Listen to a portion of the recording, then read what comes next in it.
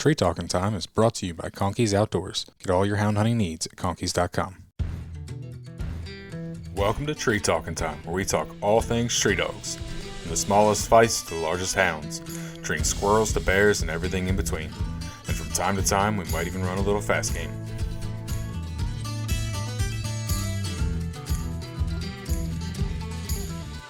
Well, this has probably been about 3 years ago. We went on a New Year's Eve squirrel hunt. And anyways, my cur dog that I got, she likes to put you in places where you'd rather not walk, since we live in West Virginia. And anyways, we were hunting around some pipelines, and it was me and my hunting buddy and my brother and another fellow that we're friends with through work. And anyways, it was hot out, and she was looking good that day, and she was making probably trees every 300 to 500 yards a pop, and was walking us straight up every hillside that we could find. And by the end of the day, we went through several nests of ticks, and she was covered in ticks, and we were covered in ticks. My brother was having a meltdown in the back of in my truck, because she rides in the truck with me, and he was squalling, get her off, these ticks are everywhere back here. And my one buddy, he was sweating up a storm so bad that my entire truck seat was soaked, and I had to roll down the windows overnight just to dry my stinking truck out. but we did end up treeing, I think, 6 or so that day. She looked pretty good that day. So nice.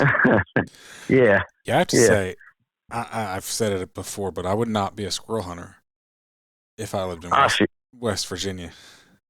Oh yeah, there's a lot of places that it's rough. But to be truthful, we just hunted down in about 40 minutes outside of Bluefield, Virginia, and we came to the consensus that it was a whole lot rougher down there than what we got. Everything was just in the shape of a V pretty well. Yeah. It was pretty tough. It was good hunting, but it was tough hunting, you know what I'm saying? Yep. But yeah, the hills and the strip mines and stuff around here, it's pretty rough at times. What part of West Virginia? I'm smack dab right in the middle. I'm in Burnsville, West Virginia. Okay. Is where I'm at. I kind of thought you were somewhat central, but I wasn't 100% sure. Yeah, I'm directly in the middle of the state, really. I think Gotcha. Flatwoods is about 10 minutes from me, and I think they say that's the center of the state. So Gotcha. Yeah, but we have a lot of open woods and stuff, a lot of hardwoods and stuff. And once you get on some of these ridges and stuff, it's pretty nice hunting, really. Yeah. But some of them boys I know, like down in Grundy, Virginia, and down in there where we just hunted at and stuff, that's rough country right there. And down on into the southern part of the state. Well, if you're saying it's rough, that's saying something. Yeah, I don't. I just think of it as an average day. You know what I'm saying? Yep. But you got to do what you got to do with what you got. Exactly. Well, before we get too far into this, why don't you introduce yourself? My name's Christian Pritt. I live in Burnsville, West Virginia, and I coon hunt and squirrel hunt. I got a hodgepodge of dogs. I got 8 dogs altogether. So. And then in the meantime, you call out podcast host on Facebook. So I stirred the pot, and then I disappear off Facebook for 4 or 5 days and come back. Yeah. I think a couple weeks ago, you're like, what's that? Why do all these podcast hosts have these big name competition hunters on? Meanwhile, it's like literally the day I dropped a podcast with a competition hunter. Yeah, that was no direct shot at you. Whenever you comment, it really cracked me up. I was like, I didn't mean nothing by that whatsoever. It was funny, though. It was. That was funny. I didn't really figure buddy, it was, but... Yeah. No, just a buddy and I, we were talking back and forth, and, you listen to some of these fellows and stuff, that buy these hot name dogs, and I understand, there's, certain situations, where you can't run them as much and stuff, but I don't need personally, I don't need your input when you just buy a dog, Mm-hmm. That's just my opinion, but I won't get too far into the weeds with that one, I understand. But so you said you kind of got a hodgepodge of dogs. How did you get into? What did you get into first? Well, I got into black and tans first. A fellow that I first started coon hunting with. Well, let me rewind that. I got there. I was with a friend, and anyways, we ended up looking in the Trader's Guide or what have you. That everybody puts their stuff for sale. And there's an old fella, probably about 40 minutes from me, and he had black and tans for sale. They were night rider dogs. And anyways, long story short, I ended up getting one off of him, and I just kind of stuck with the black and tans because it just seemed to, it worked in my favor, Mm-hmm. And anyways, I ended up selling my first one, and then I ended up with a male. I drove into PA, probably right outside of Washington, PA. Okay. And anyways, I got one off of a girl. He's off of Hilltop Warriors, the dog's name. And anyways, I got him, and I ended up actually with a blue tick. You talked about those solid blue dogs. Yep. And it's my oldest one. I raised those two together. It worked out really good. 2 puppies is a lot, but the blue tick, he was a fast starting dog. He was running and treeing probably about 8 months old. And the black and tan, he's kind of slower, and he started treeing about 10 months old. And both of them, they've treated me pretty well, And then I've had some offspring off of them, and mm-hmm. I got, I think, 3 blue ticks, 2 black and tans, and I got 2 mound curs. Okay. So I got 7 altogether, actually. And then I included the wife's dog on the 8. What's your wife got? The wife's got a miniature dachshund. Okay. So not a hound or anything, or a cur dog? No. I tried to get her, to get one of those Yog Terriers or something like that. And she wasn't about that. But no, I got quite a bit. I got kennels set behind my house, and like I said, 5 of them I coon hunt, and then the one's a finished squirrel dog, and then the one I'm getting ready to start here in the fall. Okay. I had to live here mound cur pups back in December. I actually bred my Gyp to the Loudons, which you've had them on your podcast before. Yeah, Mountain State Kennels, yep. Yep. I bred to Crazy. So yeah. I hunted with him. I liked him. Oh, yeah, they're great guys. They're real good guys. And then Crazy Horse, he's a real nice dog, too. Mm-hmm. He gets going, that's for sure. Oh, my gosh, he'll walk you, man. All right. We went on a short hunt. It was hot. It was in the middle of August. He hadn't been hunting in a while, and Adam was like, he's probably not going to look great. But he cut him, and he went. And, it was August, so trying to find a squirrel in a tree in August was, Oh, that's a chore within itself. Yeah. And it was mid-morning when we went out. We recorded the podcast, then we went out. So. Yeah. They're real good guys, and they've treated me really well, and mm-hmm. I like Crazy. And I thought, my Gyp and their Crazy would hopefully throw some good puppies. So that's what we're hoping for, at least. Yeah. How's your Gyp bred?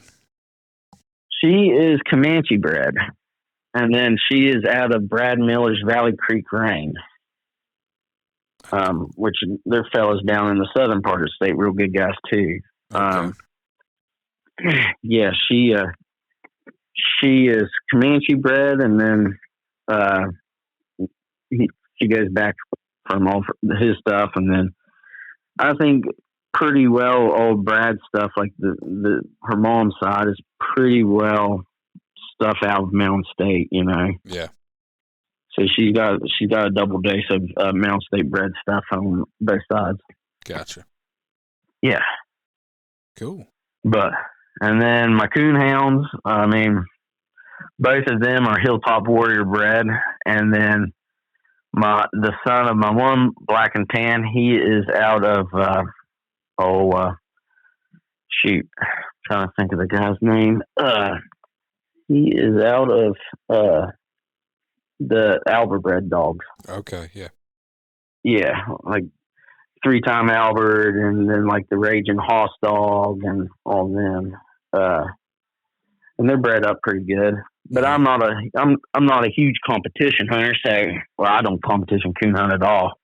But I always look for a good bred dog, you know. Yeah. Yeah. What do you classify as a well-bred dog then?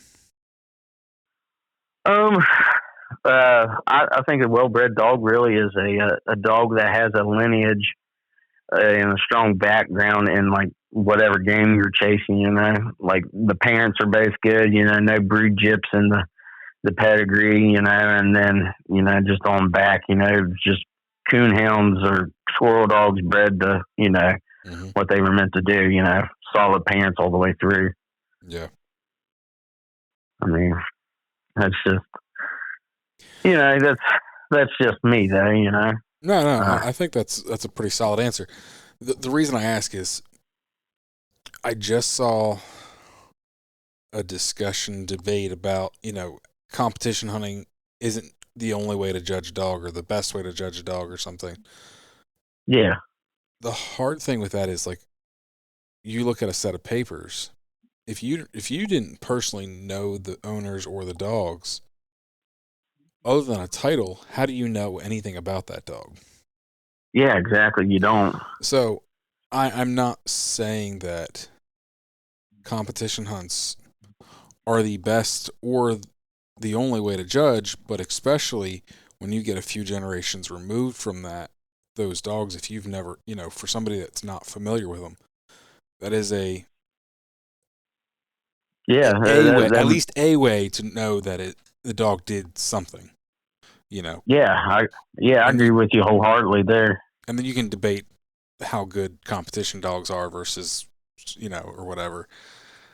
And yeah, I've heard it. I've seen, you know, and I've seen dogs that are night champions that I'm like, I wouldn't feed that dog. I wouldn't keep it. But hey, somebody put the time in. It's treat a few coon at least somewhere along the line.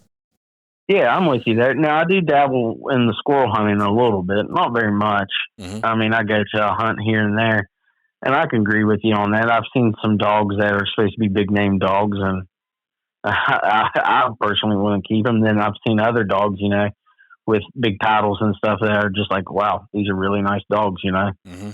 And you know, but yeah, I'm with you on that. I agree with that. And then too, you know, a good dog is a good dog no matter what you do, you know. Yeah.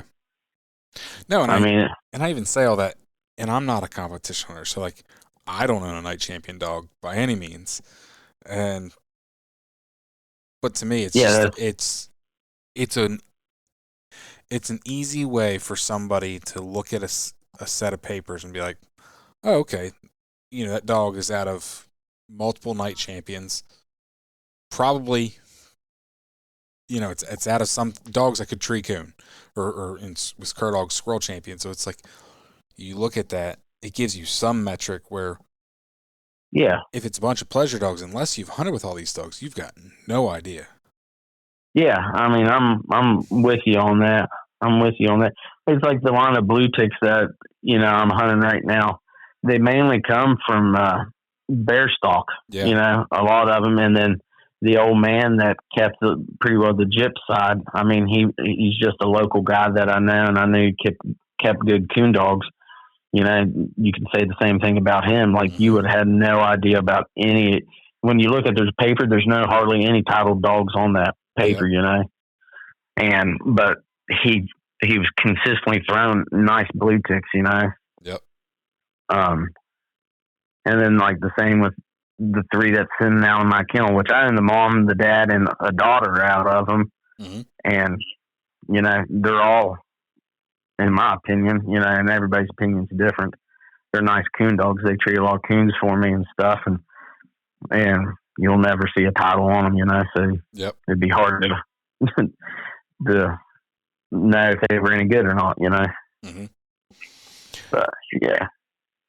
No, like I said, it was just something I recently saw on a discussion, and I've seen that too. And honestly, I've seen a guy's comment on it that you know, he was just saying, you know, these competition hunters, you know, they're hunting 5, 6 nights, 5, 6, 7 nights a week, and you know they're running up and down these roads and they're pounding these dogs and stuff, you know, and you know they're putting in a lot of work.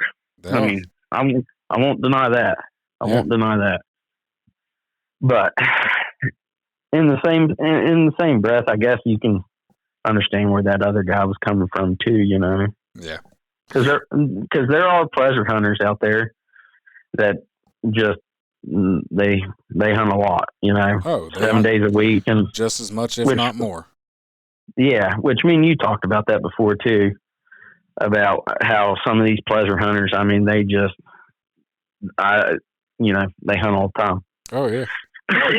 No, I've had a few people on here that they tell me how much they hunt, and I'm like, I would have never known, because you know you don't ever see them in a hunt or anything like that. It's like, didn't realize. Where typically the people that you see consistently winning, it's like, you know, they're hunting a lot. So. Oh yeah, yeah. And honestly, I mean, just a little bit that I've dabbled in it. I mean, it takes a lot to get a dog ready for a hunt. I mean, it's almost to the point it's a little, you know, like all your time is dedicated to that dog just to make yourself feel like he's ready or she's ready, you know? Yeah. But yeah, I mean, but yeah, I'm with you on that, man. But shoot, what was I going to say? I don't know. I derailed our conversation on recently. Oh no, hey, you're good, man. You're good. Well, I mean, I stirred the pot on there a while back, so I mean, yeah, it's fair enough to bring that up. But I mean, like with my coon hounds and stuff, something that we do a little different around here. There's a handful of people that do. We do a lot of rigging off of the box during like the summer and stuff. We almost look like bear hunters a lot of times. Yeah. We get accused of it a lot of times too. You boys bear hunting? No, we just coon hunt. Well, dang, I didn't know people did that. They usually will go.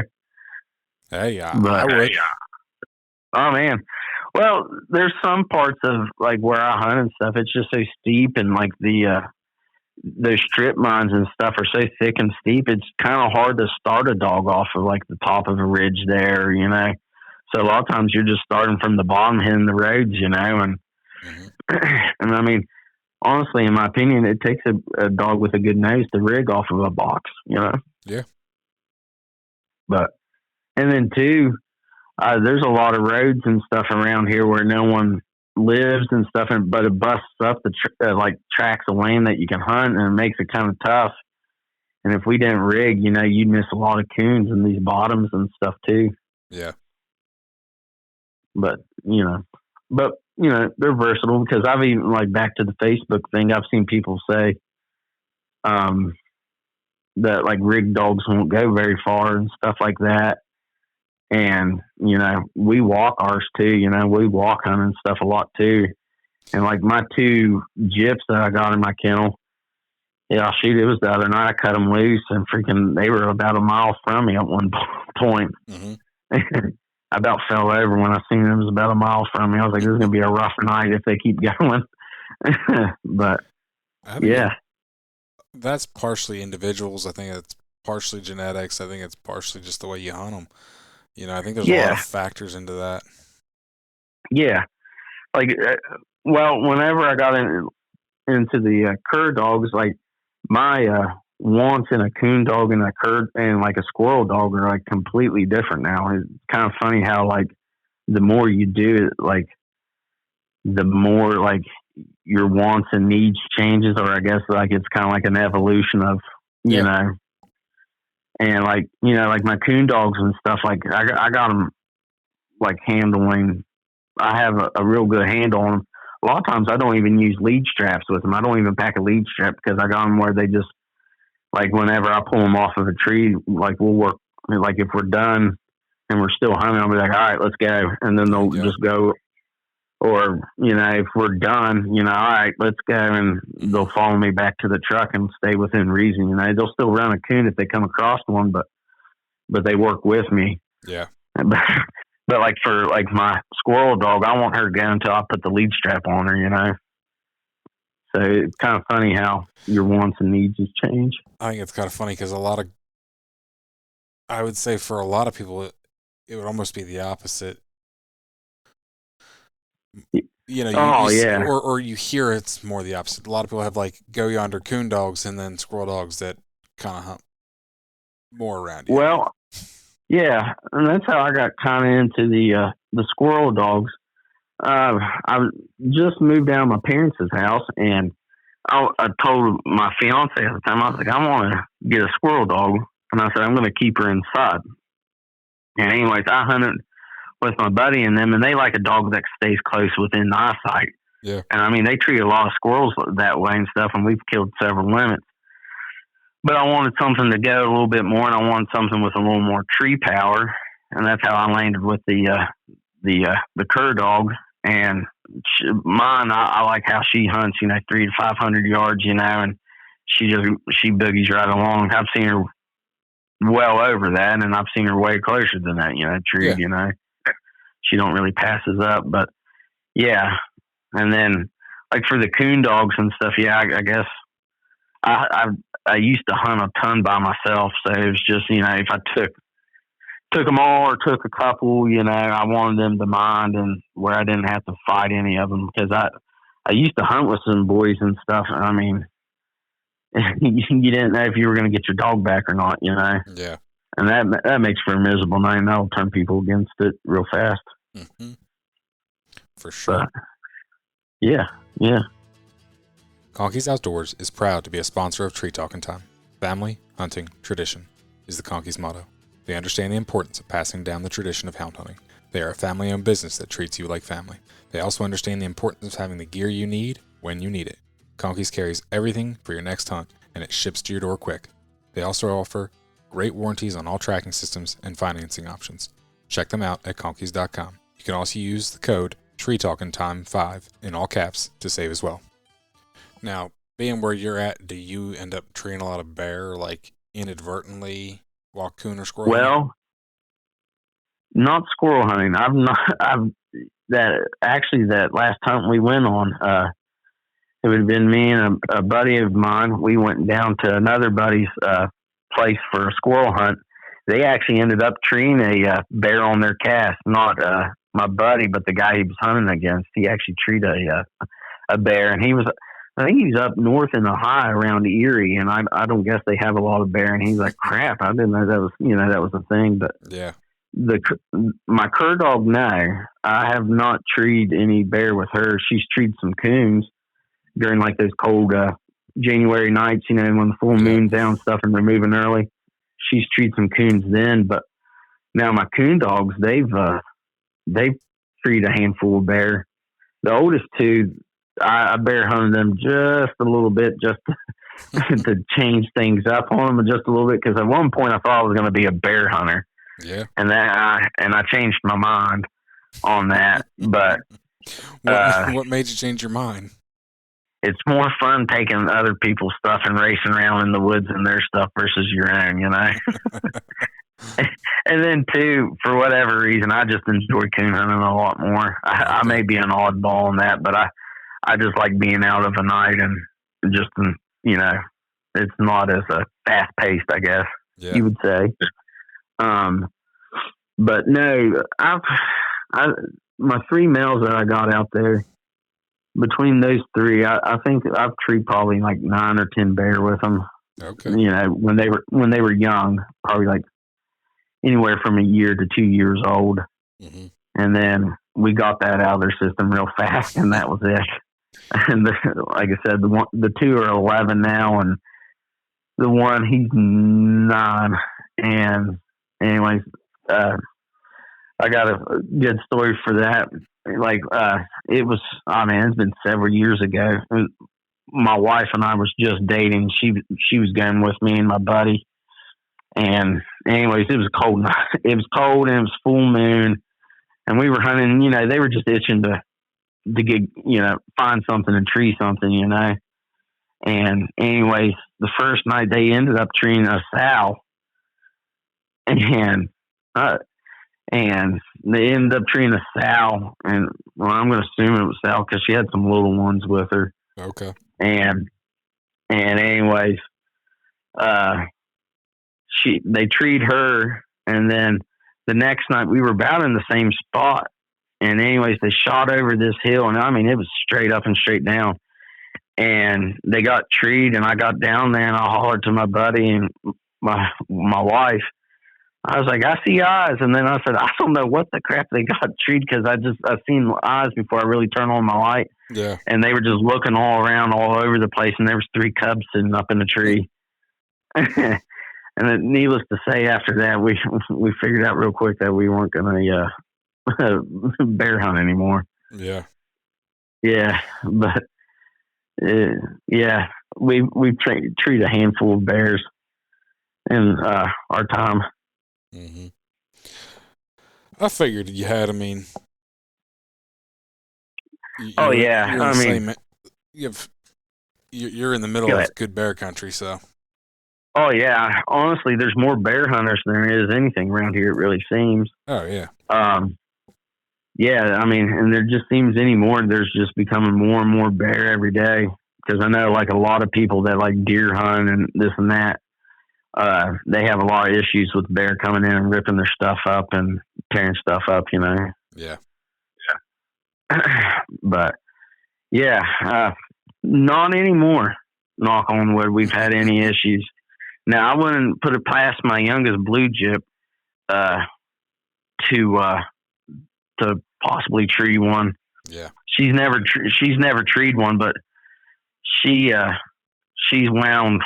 She's pretty wound. I feel like given the opportunity, she might. But yeah. And then, honestly, really anymore, I'm going towards the cur dogs. Okay. I'm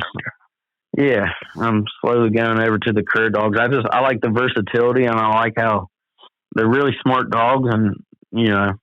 I like squirrel hunting just as much as what I do coon hunting anymore. Mm-hmm. Have you ever run any of your squirrel dogs on coon? No, I haven't. I mean, the first squirrel dog I actually got for myself, I actually got her from Chuck and Adam, and she'll tree some coons. Like I said, she'll tree them in the evening time, you know, whenever the full moon and stuff, you know, there's tough cold winter nights and stuff. Yeah. But other than that, no, not really. She's pretty well she just trees squirrels. So the way I got it figured, I got 5 coon hounds sitting in the kennels. I really don't need another, but I really do want to make a cur coon dog. So that will be something I do here before too long. Yeah. Which I've kicked around the idea with one of her pups that I kept. I thought about making her a coon dog, but we'll see how she does it on squirrel. Yeah. In the fall, I got high hopes for him. But yeah, I mean, I do both. Honestly, it's a very time consuming thing. Yeah. Everybody ran up and kept them happy. You know, you're burning the candle at both ends there with the squirrel hunting during the day and coon hunting at night. You're right about that. Honestly, anymore, and I prefer it, I coon hunt a lot of early mornings. I'll get up about 2, 3 o'clock in the morning, you know, before work. Mm-hmm. And I'll coon hunt till 6 o'clock or so before I have to leave to go to work. Yeah. And honestly, you tree a lot of coons during that time. I've thought about that. Once or twice I've gotten up and done that, mm-hmm. But I've thought about that because I'm better off with a little bit of sleep and then getting up early. versus going to bed super late and then only getting a couple hours of sleep. Yeah. And then having to function. Yeah. Well, my wife, she gets up early for work. Mm-hmm. I mean, she's up at 3:30, 4 o'clock, something like that. Jeez. You know what I mean? And I'm up about 4. So, you know, it's just as easy for me to get up early and take the coon dogs out and run them before I go to work than it is, you know, like you said, be out half the night, you know, and then get up at 4 o'clock, you know. Yeah. Makes it for a longer day. And then, too, I mean, I don't know. They just seem like they stir a lot better. I mean, granted, some of those real cold mornings and stuff, they don't move very well, but yeah. Overall, I feel like they move better sometimes of a morning. Interesting. Yeah. Let's try that.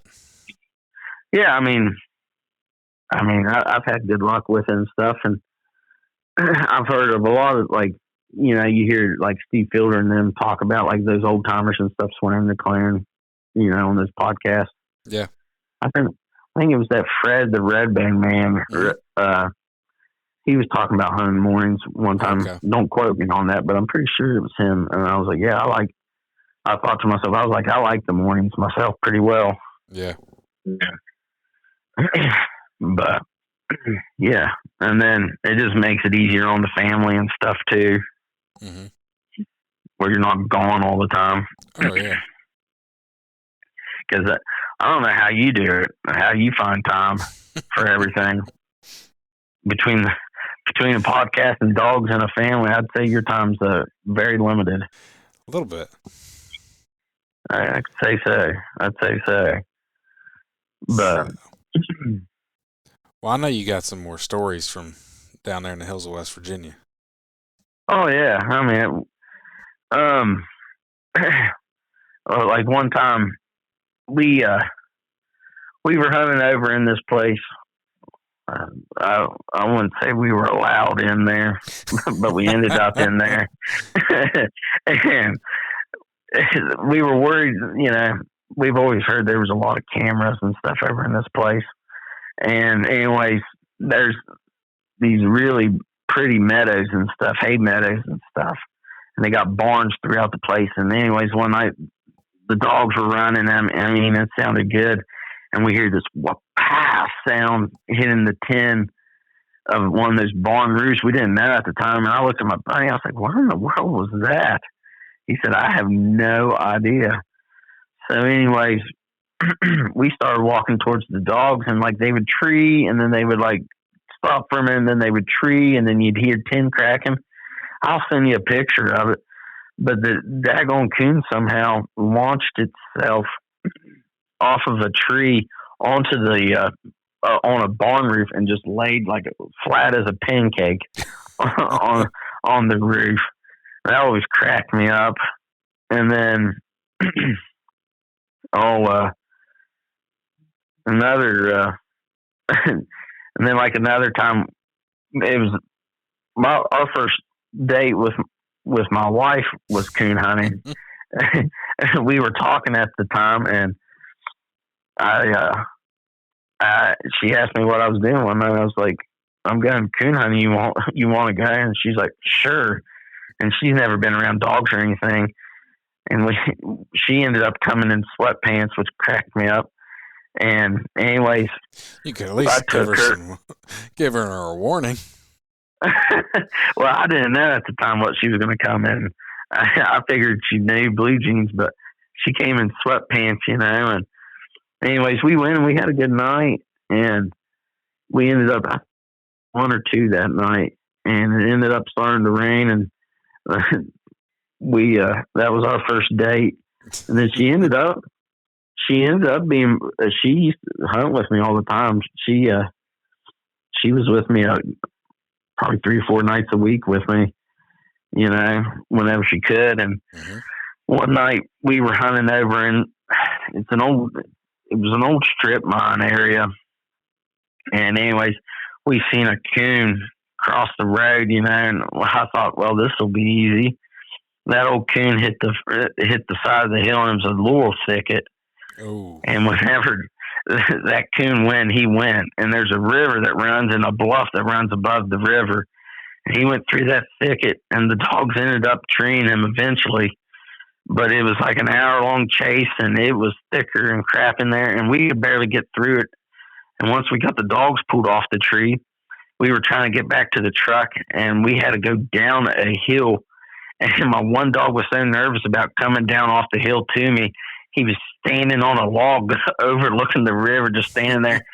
And my wife was telling me, she's like, I ain't coming down this. It's too steep. And I was like, you got to. This is the only way to the truck. Yeah. And, yeah, and it's pretty rough in some of them areas, For sure. No, and, I've never hunted necessarily in your neck of the woods, but I've hunted not too much further north of you. And oh yeah, especially in the dark, I can imagine things can sometimes get a little hairy. Yeah, and like in where I live, there's a lot of good woods, and then like you go probably like 40 minutes past my house, it starts getting really rough. It gets really where they've strip mined and a lot of mine's been taking place. Mm-hmm. It gets really rough, and then you got rattlesnakes during the summer and all that stuff. It's kind of, honestly, I find it a little bit different, like in the two different parts of the county. Some of it's real rough, and then some of it's pretty nice hunting. Real kosher. Nice. Yeah, but I try to stay out of the rough stuff during the summer. Yeah, for sure. Yeah, because the rattlesnake bites ain't very fun. Because I've had a dog bit by a rattlesnake once. He ended up living, but that's a whole different ball game right there. Yep. And then another time when we were hunting over in about that neck of the woods, dogs treed, and a lot of the stuff we hunt is lake property. The Corps of Engineers own it, or it's public land, mm-hmm. which we're really blessed to have a lot of that public land over in there. For sure. But anyways, the coon was overlooking the lake, and it was a straight drop off. We had the dogs tied back and stuff, and we shot the coon out, and we had to go down. We let the dogs loose after we shot it out and let them go down there. And anyways, me and my buddy were walking down. It was just these big rocks, and it was nothing but mud. And he fell into the mud and soaked himself like from head to toe, and he had to strip down to his long johns. And then I busted myself on a rock and hit my tailbone so hard that I was limping on our way out. Just stuff like that, Yep. Cracked us up. Because I even told him before this, I was like, you got to help me think of some stories to tell. And that was one of the first ones that he told me. He's like, tell him that one. I was like, I can do that. But yeah, sometimes the worst nights, while you're living it, make for the best memories after the fact. Oh yeah. That's what I've told him before. A little suffering makes a good story. Because we like to turkey hunt too, and we'll walk some awful places doing that, and and that's all that suffering makes a good story now and then. Sometimes it doesn't, Yeah. Sometimes it doesn't work out in your favor, but. And then the squirrel hunting, it's pretty good squirrel hunting around here too, really. Do you have fox squirrels? Yeah, we do have we do. We don't have a ton of them. We have more grays than we do anything. Mm-hmm. We usually around like edge of fields and overgrown fields and stuff like that. They linger, okay. But we have a handful of them. And then we have a lot of grays. Now, I wouldn't say we're like rich in game or anything because, mm-hmm. It's West Virginia. It's not going to be like down south or whatever. Yeah. But, our limit here is 6. And generally you can go out and tree 6, Some days, are better than others. Like right now, the squirrels are pretty thin around here. I don't know if they've migrated into a different spot, but a lot of people are kind of saying the same thing, Mm-hmm. But overall, we're real blessed. You got good squirrel hunting and coon hunting. Yeah. But now that my cur dog that I got, I've been real happy with her. She's been a real pleasure to start and hunt. I mean, I think she started treating us her own squirrel about 4 or 5 months old, and she's never looked back. Wow, that's good. Yeah, her first season, I think she ended up treeing, I think about 75, and she was only, I think at the end of the season, she was like 8, 9 months old. Nice, yeah. Yeah, I got real blessed picking her out of the litter. For sure, yeah. Yeah, I got, like I said, I got real lucky and spoiled for my first cur dog. She even lives inside with me. I'm actually looking at her right now, laying on her dog bed. Yeah. but yeah, I mean, yeah, we do a lot of hunting, man. No, we've talked a few times, and I can tell. You sent me some great pictures of. You hunt some beautiful country. It's rough, but it's beautiful. That's for sure. It is. It really is. And I got a new iPhone, and I've been testing the camera and stuff out, and like a lot of those pictures turn out really well. Yeah. But yeah, it's a lot. I mean, it's rough, but like I said, you get back on some of these ridges and stuff, and it's really nice, because like I have a lot of public land around where I live, probably about 20 minutes. Yeah. And that's some of my favorite hunting right there. It's pretty, and you're to yourself, and you don't have to worry about nobody, and you just gonna let the dogs go, There you go. But yeah, but I'd say we hunt about 7 days a week altogether. Man. So yeah. Kind of circling back to that whole discussion of pleasure hunters versus competition hunters. Yeah. You hunt just as hard. It's just instead of focusing on one dog and one dog alone, you hunt, you coon hunt, you squirrel hunt, and you have a handful of dogs, and you just instead of just like you said, focusing on one dog all the time. Yeah, I mean, and honestly, anymore, I'm just for sanity's sake, I'm slowly going over to the cur dogs, and I'm gonna cut back to about 2 or 3 of them. But yeah, I mean, and then I mean too, we do it for the love of the sport too. I mean, I really enjoy running the dogs, and I like being out myself and spending time with them. Oh yeah. Nah, I just left a meeting tonight. Me and a buddy of mine were talking about another friend of ours, and that's what we said. You're like, coon hunting, was kind of his escape from the stress of life. And I mean, he's unfortunately been pretty busy lately, and he's not been able to hunt as much. And I think that's the same for a lot of us. Yeah, I agree with you on that. I mean, I like being able to go out and turn a dog loose. I've always said that's kind of like my release, from the day. I like going out. I like adventuring around in the woods, looking at different things, and then the icing on the cake, I guess you'd say, is listen to the dogs work and tree. And there's nothing like seeing a set of eyes look back at you of a night, or seeing that squirrel at the top of a tree whenever you get there.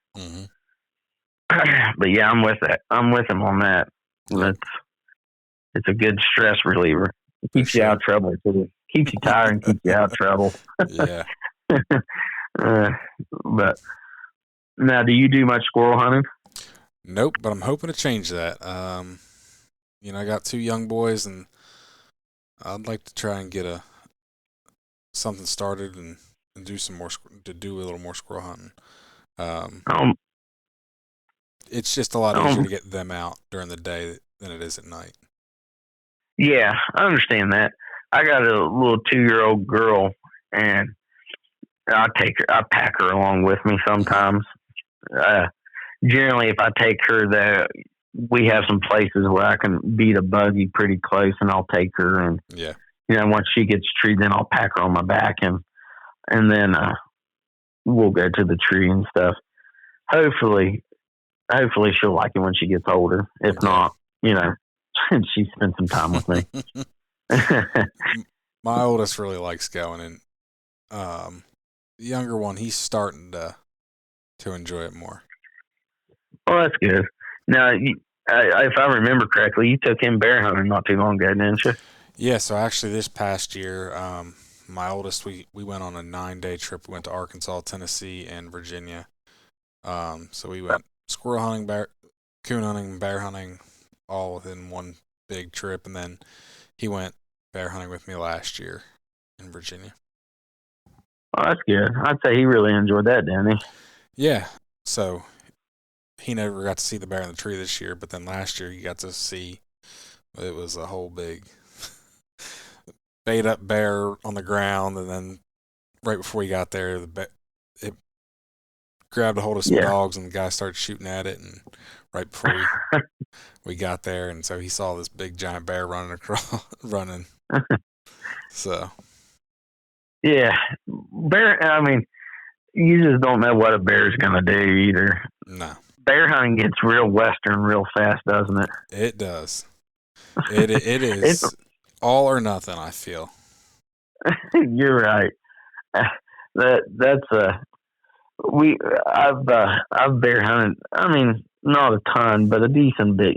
I thought I was going to get into it at one point in time, and I got a good friend. He bear hunts and stuff. And I have more fun ripping those roads and chasing after the bear than anything else. You get a ton of laughs watching them.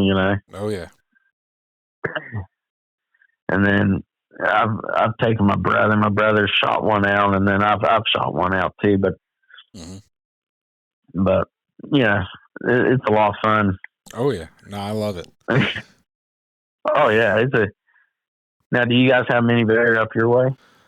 So right where I live, we do not have any bear. Okay. Now the state as a whole, we have a lot, but then we're not allowed to run them with hounds. I gotcha. Well, you got anything else? Something else that I mean, I don't know how many people do it or not, but something that I think helps the dog a lot is I let mine run around in the yard a good bit too. Like when I'm working in the yard and stuff, I'll turn my dogs loose and stuff, and I really feel like that helps with like handling and all that. Oh yeah. Seems like you could put a pretty good handle on a dog, and I think the more time you spend with them in general helps with the handle. Yeah, I heard that Kentucky Cooner say that one time. Like he really believes in building a bond with your dog, and the more of a bond you have with that dog, that more the dog wants to please. Yeah.